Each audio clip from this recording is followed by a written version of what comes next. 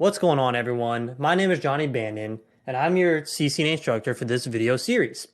So in this part one of our spanning tree videos, we're going to go over the history and the why behind spanning tree.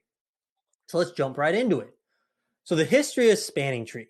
So the spanning tree protocol was originally invented to prevent something we call broadcast storms or switching loops. And what that was broadcast MAC addresses essentially circulating your switch, the network, and never stopping and throttling that CPU of that switch. Now, if you look at the true history of this, and the reason we have the keyword bridge in a lot of spanning tree vernacular is because back in 1985, Ethernet switches that we know today weren't really in use. It was hubs and something we call bridges. And even further back, really the history of Ethernet was just one mainframe connected to an Ethernet port going to multiple users, right? So we had so many collisions. And then we came out with hubs, which is still just one collision domain. And then we came out with bridges. And when we came out with bridges, it was a way for us to sort of segment our Ethernet traffic and start connecting these bridges together. So the original spanning tree, I guess, algorithm was invented by Radia Perlman. It was a company, and I can't remember the company's name. It's really not important, right? But then that same algorithm was formalized by the IEEE in 1990 and is known as 802.1d. And that's the first formal implementation of the spanning tree protocol. And note that this original implementation did not support per VLAN instances of spanning tree. Now, what do we mean by that? Well, if you're watching our videos in chronological order, you know that VLANs are used in every single network nowadays, and they do a couple things. They logically segment your layer 2 traffic, essentially creating multiple broadcast domains. So what does that mean for spanning tree that can only function with, or that doesn't have VLAN support? That means every VLAN is going to switch traffic the same way. So essentially what the per VLAN spanning tree instance does, and this is going to be something that Cisco introduced, is it allowed you to do sort of a load balancing or manipulation of the traffic by making, let's say, switch 1 here, switch 2 here.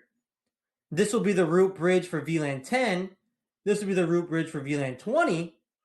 And now any user connected here and VLAN 20 goes here. Any user in VLAN 10 comes to this switch to be those frames to be switched in the traffic, right? So the per VLAN instance allowed us to actually manipulate traffic for all of our broadcast domains, which, you know, with VLANs can be a lot, right? And then our last note here, spanning tree became an important protocol when bridges and switches became commonplace.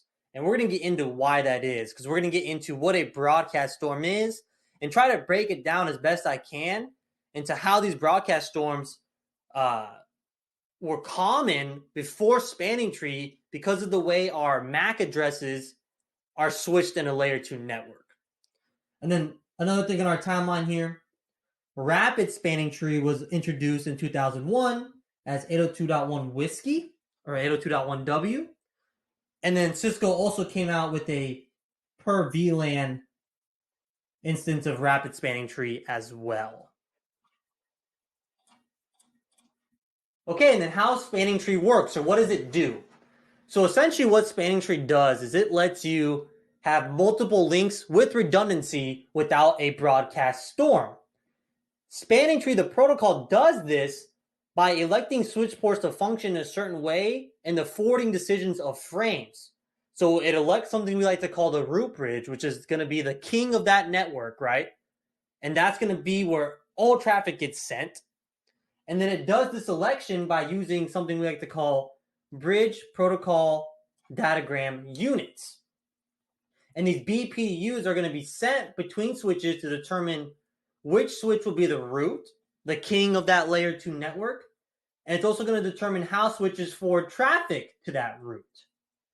Now you may be wondering, well, why? I mean, what's wrong with traffic just getting sent out all different ways? I mean, is there really a problem here?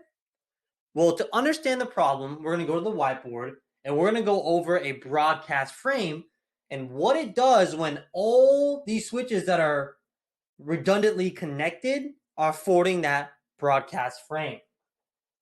So let's go ahead and bring out our whiteboard here. So we're just going to draw a simple network diagram. We're just going to have two switches here. Okay. And then we're going to have this computer, computer B, and its MAC address. I'm just going to do the last four, right, for brevity, is 11B. And then I'm going to do this computer, computer A, which is 11A. Okay, so we have our network here, right? Now, let's say that computer A here generates a broadcast frame. And this can be done from really anything. This could be done from an initial ARP request, right? Which we know in the header is a broadcast frame. So when it sends out that broadcast frame, what's going to happen? Okay, so we know this, let's say this is switch 1, this is switch 2. We know that these switches have something called a CAM or MAC address table. And this MAC address table, I'm just going to put CAM up here. It's doing this processing in CPU. Now, normally we always talk about how switches work in hardware, right? That we have these ASIC chips that switch packets or forward frames in hardware, right? So we don't have to do all the processing in our CPU. Well, when a switch builds its CAM table or its MAC address table, it is using CPU. And this is important as we go through this lecture, that you understand what that central processing unit is doing in the switch, especially when it comes to forwarding frames, because the switch forwards frames based off the MAC address table. So let's do it. So we know a couple rules about forwarding frames in a switch network. One, we build the CAM table or MAC address table using ingress MAC addresses. So that means the source MAC address is going to be correlated to a port in this MAC address table. So here I'm just going to put MAC. I'm going to put port. And this is going to be switch 1. And then I'm going to build switches 2 MAC address table and make it a little bit bigger. MAC port. And this is going to be switch 2. Now let's say this is interface 0/3. This will be 0/1, 0/2. We're going to make it the same on both sides. Okay. Now this switch or this computer A generates a broadcast MAC address. So what does that look like? Let me change my colors here. So computer A is going to generate a frame. In that destination, it's going to be all Fs, meaning send it out all ports except the originating port. And then that source is going to be 111A. Okay, so now switch 1 receives that MAC address. So what does it do to its CAM table? It's going to insert that MAC address here and say that it learned it off port 0/3. And then as it does that, it's also sending out that broadcast MAC to switch 2. So switch 2 is receiving this, both frames essentially at the same time, maybe millisecond difference in how it receives which frame first. So just for our environment, switch 2, let's say it learns this MAC address via 01 first. So what's it going to do? It's going to input that source MAC address into 11 alpha and say it learned it on port 1. Okay. And then maybe a millisecond later, it thinks it learned it on port 2 because it's receiving that frame on both of these. Both ports. Okay. Let me just bring my pen application over here. It makes it a little easier. So now it's saying, nope, I learned this on port 2. So now that it's done that, this switch 2 is going to do what with that broadcast frame? Well, it's going to send it out here. And then it's also going to send it out here, and here. I hope you guys can kind of see where I'm going with this, right? So then switch 2 sends that MAC address back to switch 1, right? Because it received it on this port here. It's going to send it this way, right? And then it received it on 02, so then it's going to send it out this way because we flood the broadcast frame out all ports except the originating port. So since you received it on 2 of these ports, the one you received on port 2 is going out 01. The broadcast MAC you received on 01 is going out 02. Okay? Switch 1 is going to receive this broadcast MAC address, and guess what? The source is still 11 alpha. So what's it going to do? It's going to say, okay, now I'm learning it on 01, right? It's going to hit here. And then it's going to say, oh, wait, I learned that on 02. And then it's going to do the exact same thing again and say, okay, well, this is a broadcast MAC. I need to send it back out here. And then it's just a perpetual cycle, right? And the whole time, computer A, it's also receiving that broadcast, and then its own source MAC address, and be like, whoa, what? No, that's me. Let me send my broadcast again. Let me do this ARP request again. I need network connectivity. And then it's just a endless cycle. Now, that's just one device. Now, imagine this 24-port switch has computers doing this almost all at the same time. And remember, the MAC address table is built using the CPU. So what is a broadcast storm? Essentially a CPU throttling or denial of service attack, if you really think about it, right? And because the way the CAM or the MAC address table learns about MAC addresses, this really can't be stopped. So what's our solution? The spanning tree protocol to the rescue. What spanning tree is going to do is it's going to elect a root switch that all traffic gets sent to, and then all the other switches connected to that root switch are going to decide which port's going to be forwarding and which one's going to be blocking. So that when it receives that broadcast, it's just going to, nope, I'm in a blocking state. Okay? So any data that comes this way, it's getting blocked.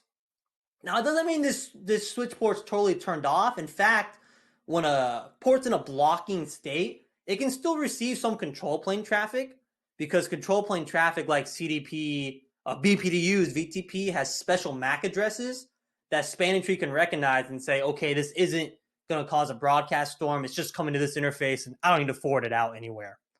But when it's in that blocking state, it won't actually send out those broadcast MAC addresses, and you stop that broadcast storm and everything we just learned about. Awesome. So that really is spanning tree in a nutshell. Just a way to prevent these broadcast frames from being circulated throughout your entire switch network and shutting down the CPU of your switch. So now let's get into how it does that. So what spanning tree is going to do, and I'm going to clear this off, build another network diagram.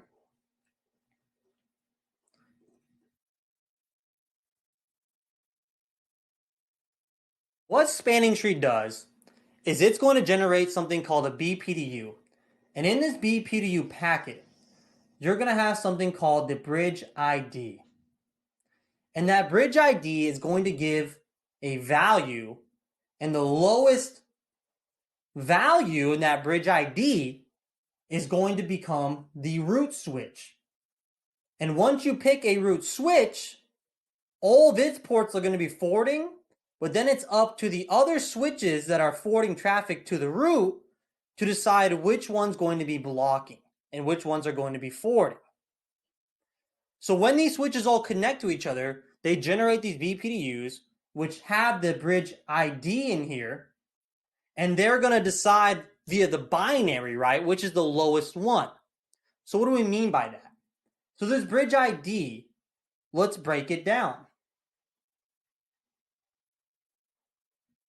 So this bridge ID is going to have something called the bridge priority number.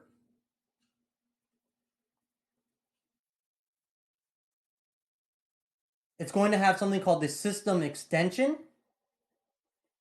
And this is going to be on a per VLAN instance. So original spanning tree didn't have this system extension. And then it's going to be the MAC address of that switch. Okay, I'm going to take a pause here. And then in our next video, we're going to break down the bridge ID and show you how it generates its costs and its values and why the lowest one wins.